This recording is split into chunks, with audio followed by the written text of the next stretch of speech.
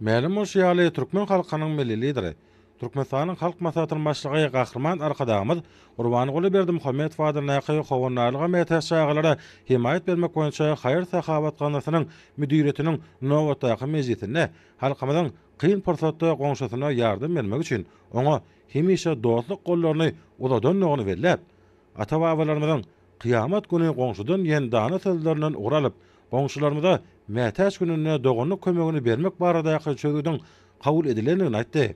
Şoňurada dogonluk owan halkyna ilkinji nowatda Owganystanyň ýer titremesinden erji çeken çağalaryna we ýaşajylaryna gaznanyň adyndan insan-perwer kömegini iýermeň wajypdygyny belläp, degişli ýol başlara bu işleri guramak barada tawsyryklar berdi.